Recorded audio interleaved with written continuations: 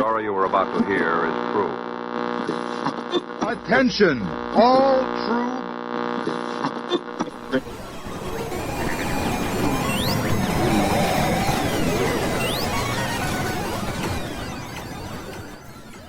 She's alive!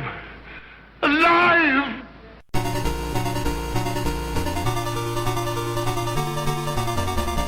Welcome to the Retroist. I grew up in an area of New Jersey that is very close to New York City, and while we didn't have a lot of food options in my town, we did have a lot of pizza parlors.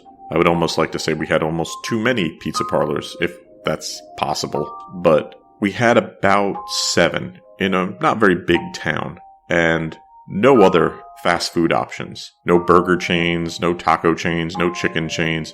This was a pizza town, and we loved our pizza. And each pizzeria was different enough that we would have specific things that we would get or reasons we would get pizza from that place.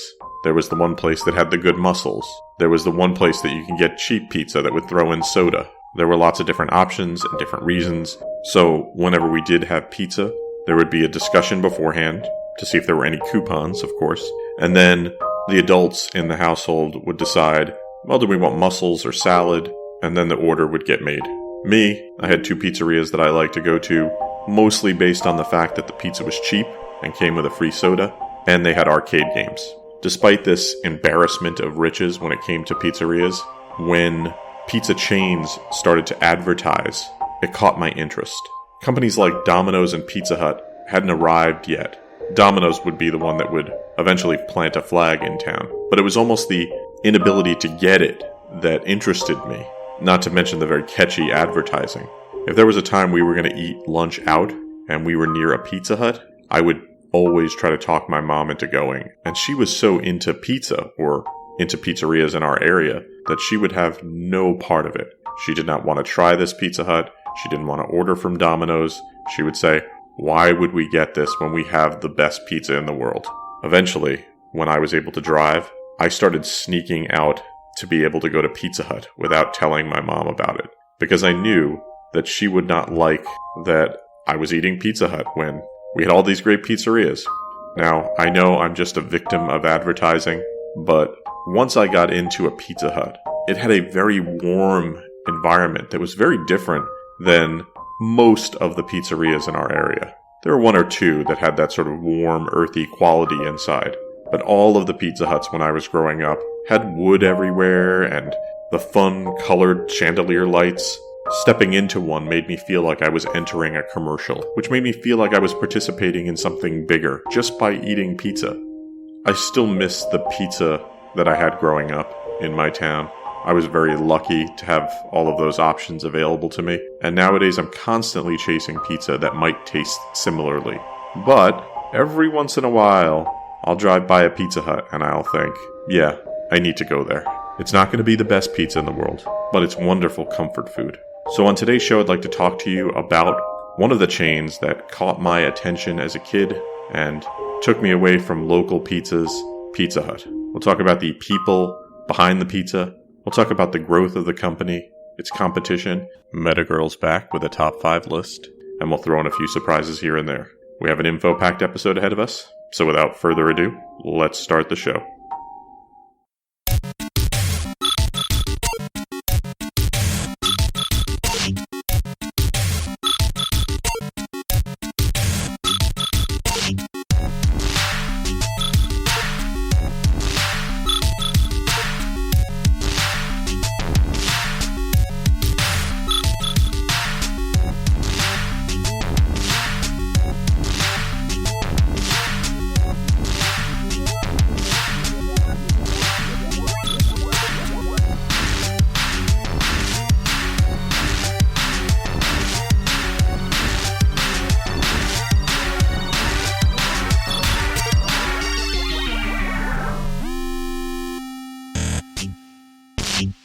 Before we talk about Pizza Hut, we should talk a little bit about the history of pizza in the United States. The story goes that pizza first started appearing in the United States with the mass arrival of Italian immigrants in the late 19th century. And pizza could be found amongst enclaves in large cities that attracted a population of Italian immigrants. And pizza before the 1940s was limited to those areas generally. That actually applied broadly to a lot of Italian food. But then World War II happened, and a lot of soldiers returning from Europe had spent some time in Italy. And suddenly they realized Italian food is delicious. Now, a lot of people say that Americans might have developed a taste for pizza while in Italy, but odds are that wasn't true. There's a myth that's very common that U.S. soldiers, when they had reached Naples in Italy, first had pizza. And mostly this has been debunked.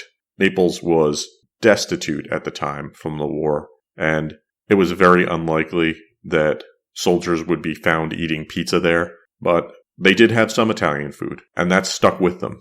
What would make pizza popular were two things.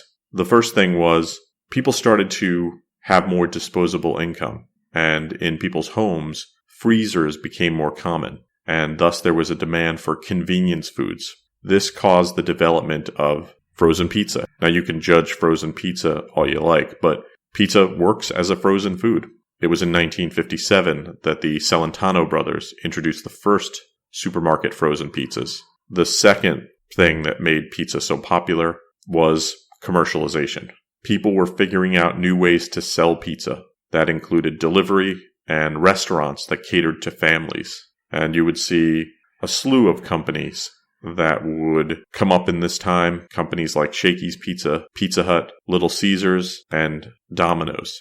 Pizza Hut would not exist without two brothers, the Carney brothers, Dan and Frank. When you think of pizza and pizza meccas, where Pizza Hut was established might not jump to the top of your list, which was Topeka, Kansas. Why start a pizza place way back in 1958? Well, the Carney brothers were looking for a business, and a friend suggested pizza, not because it was a popular thing, but because it was rare and unheard of. People had no idea what they were going to have when they had pizza. So they borrowed $600 from their mother and rented a small building in downtown Wichita at 503 South Bluff. And everything they did was trying to scrape by with what they could. They had secondhand equipment. Even the name Pizza Hut was chosen because the sign they had could only fit that many characters on it with spaces. Because people didn't even know what pizza was to a large extent, they started giving away product. And I can only imagine what it must have been like to have never had pizza before and then have it for the first time, especially if it was decent pizza. It looks like what Pizza Hut was doing was decent, which is impressive because 2 weeks before they opened the business, neither of them had ever made a pizza. They had to go find someone to teach them to make a pizza. Business was slow at first, like all food businesses, but word of mouth caught on. And before they knew it, there were long lines forming outside of the first Pizza Hut.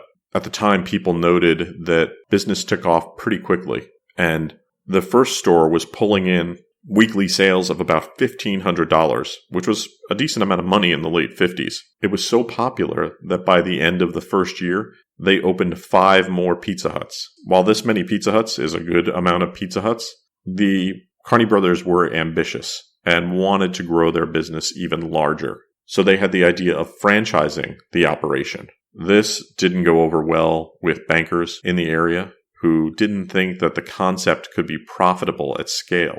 So they came up with a very novel and simple Pizza Hut franchising system. For an initial fee of $100 and $100 monthly royalty to them, you could own your own Pizza Hut. And they recruited mostly college friends at first, or people who had worked in the Pizza Hut stores that they had, people who had seen firsthand how Pizza Hut worked. At the end of Pizza Hut's first decade in business, they had 310 locations, serving more than 1 million people each week. When you're deciding to grow a business, usually you encounter competition. And on the west coast of the United States, Pizza Hut's first competitor was doing pretty well. It was a pizza business that still exists today, Shakey's Pizza. After these messages, we'll be right back. You remember Goldilocks, the kid who used to take her meals at the Three Bears place? Nowadays, she heads for Shakey's with 21 kinds of great pizza and even more kinds of fun. This is what I call a fun place. We serve fun at Shakey's. Also pizza. Shakey's.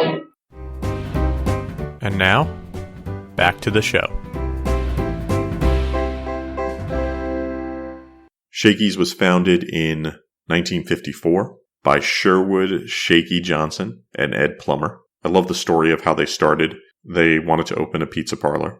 Unfortunately, the timing of their opening and their advertising didn't coincide with the completion of their pizza ovens. So on that weekend, they didn't serve any pizzas, just beer.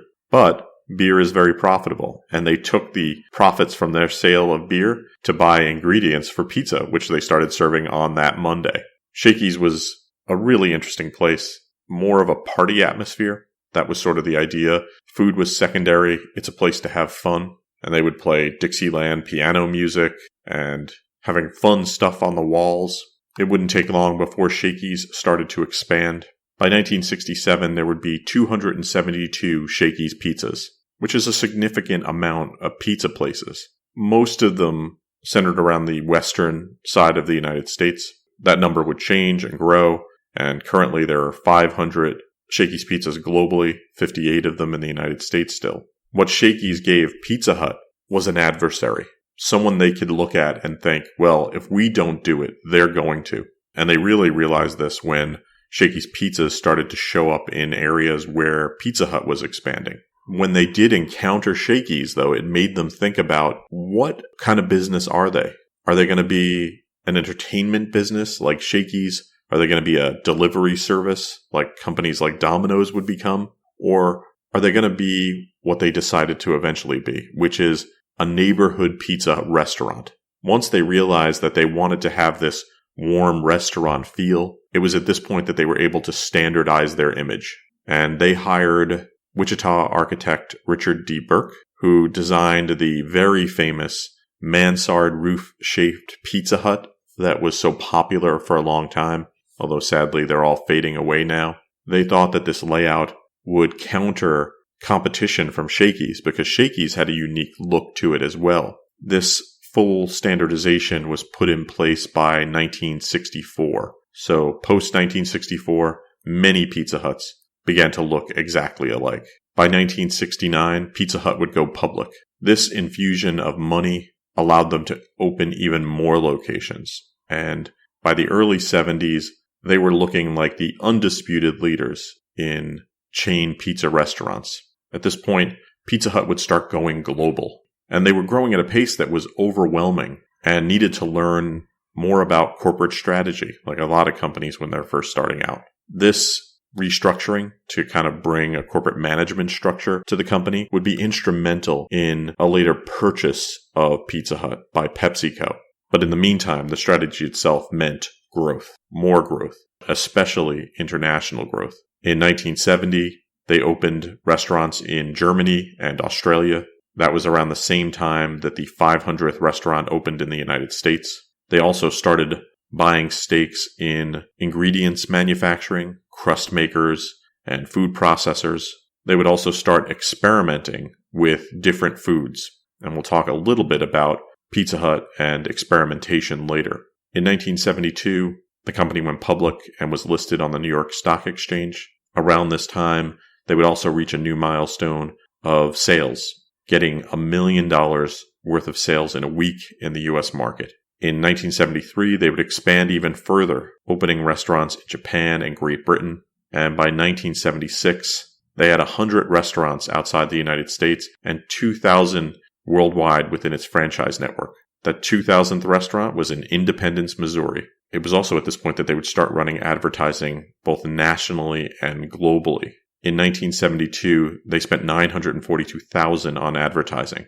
By 1974, that number had increased to $3.1 million, and it would continue to grow. So it's no surprise that a lot of people knew who Pizza Hut was, because even if you did not live in an area with a Pizza Hut, you would start seeing their ads. In 1977, because the company looked so good and was being run pretty well, PepsiCo, makers of Pepsi, purchased the company for $320 million. paid in stock to Pizza Hut shareholders. The Carney brothers made out